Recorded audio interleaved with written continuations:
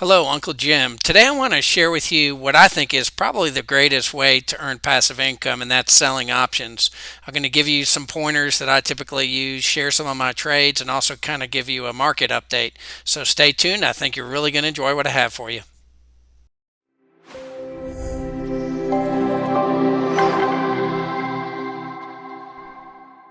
Okay, let's go ahead and jump right in.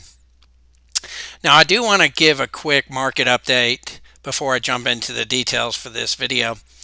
I do think we're going to keep treading sideways. Today's down, yesterday was up, I think the day before was down, and so on and so on. And I think we're going to see that throughout the year. I do think the Fed's going to increase interest rates probably a 0.5% in the end of January. I think another one possibly in March, which will be a quarter percent, may also be another 0.5%. But I think by summertime they are probably going to switch direction and potentially start lowering the rates, but they're going to do it in a much slower process. I think they're probably going to do 0.25% decreases. So it's going to, my guess is we won't get to the real low rates we had a little over a year ago. I think they're going to keep it a little bit higher than it was at that point, but they will probably start decreasing it at the end of the summer, maybe early fall. And I think at the end of the year, we're probably going to be up from where we were this week, meaning I think we're going to have like a 5, 6, 7, 8% somewhere in that area at the end of the year. So like a small increase. We won't be in a bull market, but we also won't be hitting new lows. At least that's what I'm thinking, my 2 cents, which may only be worth 2 cents. So let's jump into the core area of this video, which is you can do really well earning passive income selling options, and it's relatively simple to get started. For me, when I started 12 years ago, there weren't many videos out there. Not many people were selling options. I just called Schwab. I learned a little bit about it reading some books. That I think I went to Barnes and Noble and just picked up a book and just started reading and thought, wow, this is interesting. I didn't know I could do that. And then I just literally called Schwab. I decided I wanted to try it. I called Schwab, got approval to sell. I think it was the lowest level, like level 0 or level 1, because until they give you access to it and you can do this in your regular brokerage or any of your retirement accounts. Like I'm currently doing it in my brokerage, my rollover IRA, my Roth IRA, my SEP account. So you can almost do it in any account, and you know it's there. They just don't have it turned on. Once you get approval for it, they turn it on, and suddenly when you go to the trading page, you can see options suddenly appear. And for me, almost all the different strategies I use show up right on that page. Vertical put credit spreads, cash secured puts, all the different stuff. And if you're new here, some of this terminology would be new for you, but of course that's why I'm encouraging you to get started. It's a great way to make passive income. And when you do get started, again, when I started, I just called Schwab. They gave me access, like I mentioned a minute ago. But then they walked me through actually doing my first trade. They told me exactly what to do, and I did it with having them on the phone, and it worked out. And I kind of went from there, and I started slowly. And I just did covered calls. And that's what I encourage most people to do. Stick with safe strategies, especially when you're getting started. Sell something like a covered call. So if you own 100 shares, you can sell a covered call. And that's just literally giving someone the opportunity to buy your shares, and they'll pay you for the opportunity to do that. On the flip side, you could also, if you are starting a brokerage and all you have is cash, you could sell a cash secured put. And the reason it's called a cash secured put is you have enough cash to buy that stock. And remember, every contract is 100 shares. So if you sell a cash secured put, say on AT&T, you would need to be able to buy 100 shares of AT&T. AT&T, I believe, is around $18, $19 currently. So right around $2,000 in cash for AT&T. And again, someone would pay you for that opportunity. So that's where I say you should get started. Just start with one contract, learn the basics, see the actual funds get deposited in your account, and the money going into your account occurs almost automatically. It's you do the trade, and once the trade is over with, you'll see the money appear in your account. I also like to mention I do what's called market trades because this isn't my primary job. This isn't what I do all day. I get on the market for an hour and then I get back off and I do market trades. So when I find something that I like, I'll do it as a market trade. You could also do it as a limit trade where you can actually set the price that you want to sell the option at. I have done that too, and I found I ended up spending more time on the market. And since, again, I want this to be as passive as possible, I primarily stick to market trades. I think 99% of the trades I've done are market trades. Um, and again, here I'm showing the account change. And what I mean by that is just that, again, when you make the trades, the cash gets in your account quite, almost instantaneously. You make that trade and you'll see those funds appear. Um, Also, be sure to start slow. Don't pick safe, easy companies, value companies that pay good dividends. I would stay away from the big names like Amazon and, Apple, and what else, Google and Microsoft. I would stick with less expensive stocks, something that pays a good dividend that doesn't move up and down like crazy. Something like Coca-Cola, AT&T, maybe somebody like Walmart, Target. Target's been hit pretty hard, but it's at a pretty low price these days. And then be patient. One thing that's common sense for most traders is on an up day is a great day to sell covered calls. And on a down day, it's a great day to sell puts. And once you start selling it and you see why, you'll actually notice the premium on a down day like today. Actually, puts are better to sell than calls. The exceptions are is if you have earnings reports. So say a company has bad earnings report and it's an up day, well, you might be able to find some good value in the premiums in the puts, or the vice versa. If it's a down day and a company has good earnings, well, they may be up while the rest of the market's down. And again, it may be a good time to actually sell covered calls on that particular company. So it's something to keep in mind. A lot of people who are new don't realize that.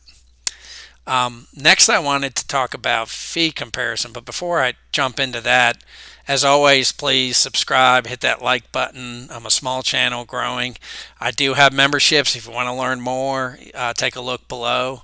I've made some updates recently. I share my favorites every week in a spreadsheet. I also share all the trades that I do and what kind of, you know, what what I'm looking at that time and why I'm making the trade. So when I share them, I actually give more detail and I talk about why I made that trade and what kind of return I had on that trade, what kind of premium I made. So I share all that with my memberships, and I have a higher membership that I actually provide coaching. So I encourage you to take a look. It may be something you find worthwhile. So let's talk about fee comparison. A lot of people don't realize that at one time when I first started selling options, it was a lot more expensive. I think I paid $20, $30 to sell one contract, and now it's 65, literally 65 cents for me at Schwab to sell one contract. So if I sell two contracts, it's $1.30. So it's relatively inexpensive fee wise to be able to sell options. Now, if you're someone who likes passive income and maybe you drive for Uber or you rent out your Airbnb, you've got a room that you rent out, those fees are so much higher than what you pay with, selling options or actually just trading in general.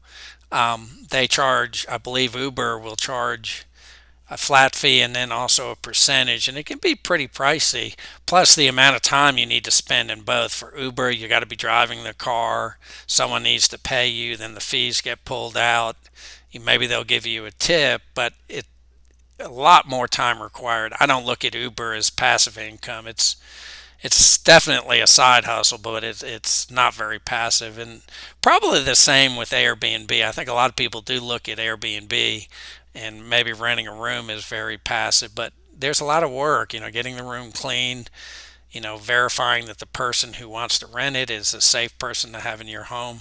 So there's a lot that goes into it. With selling options, it's not as much going into it, and you can, like I said, you can do quite well. I have other videos that talk about guidelines. So if you do look at it and you do sell that first trade, or you make that first trade, then I encourage you to watch other videos, learn, how I have videos on how I manage the trades. I have videos on selling specific types of trades like covered calls or vertical put credit spreads or cash secured puts.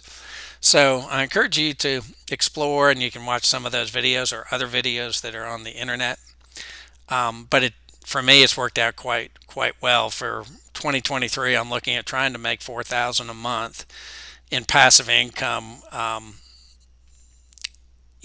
that doesn't include dividends. I'm also trying to earn about 2,000 a month in dividends, and that would put me at around 6,000 a month, which is more than I need on a monthly basis. And that doesn't even cover the work I'm doing. I'm a software programmer, so I'm currently doing a couple of projects that are keeping me fairly busy. But so it's definitely something worthwhile looking into. If you've never sold an option, I encourage you to dig deeper and learn about it. It can change your life big time. Now let's talk about the four trades that I have above me. Now, literally this week I think I did two trades on Tuesday. The market was closed on Monday, one trade on Wednesday, and then one trade today. They've all been in the 200 range. The first one, I rolled a cover call in Walgreens, and I rolled it out, I believe, to February, and I picked up $204. And this, I've been working with Walgreens for a while. It's fairly inexpensive. Again, another fairly good company to work with, or a stock to work with for small accounts. I believe it's $37 a share currently. Next one is Intel, and I did roll four contracts, literally, yeah, four contracts from, I believe all these expired in January 20th, 23, so just in 2 weeks, and I rolled them all out to either February or March. I believe I rolled Intel to March, but I picked up $245 for it. Intel's another good company you can potentially look at. They've been hit hard lately. They're very inexpensive. I believe they're paying a 5% dividend, but they have been hit hard with supply chain and what's going on with China. Next, I did a new vertical put credit spread. That's what the VPCS is. And that was in Williams Sonoma, WSM. And I typically will do my puts at like a 15 delta, which is a safer delta. And I won't go into detail with delta, but just think of it, a 15 delta is less risky than a 20 delta. So it's like a 15% chance that those shares would get assigned to me. Whereas with cover calls, I do more like a 20% chance that they'll get assigned to me. So the pricing for the Williams Sonoma shares are relatively low. I should have showed the strike prices here. But I believe it was below the 52-week low. So most of the time when I'm doing the vertical put credit spreads or just cash secured puts, I try to do it a little bit below the 52-week low. And then the last one was a vertical put credit spread for IWM, which is the Russell 2000 ETF, and I picked up $213 for that. And I believe it's a February 17th expiration, and I did it at around, I believe, 186. Was it 180? Actually, I think it was around 180 premium. So I'll I'll add a little more detail in the comments below of what the strike prices were. I should have added that, but I just realized now. So that's it. Those were my four trades. I did $887. I have another day to trade tomorrow.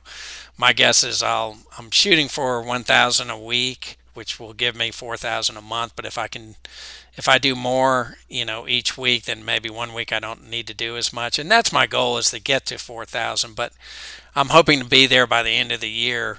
Currently, if I can get to 3,000, between 3,000 and 4,000, maybe closer to 3,500, I'd be perfectly happy. So, and again, I only did these four trades this week, and I spent probably no more than 2 hours, maybe 3 hours, on doing all these trades. So it's very, very passive for me. So I hope you enjoyed this. Thanks for joining me, and I hope you return next week. Have a great day. Bye-bye.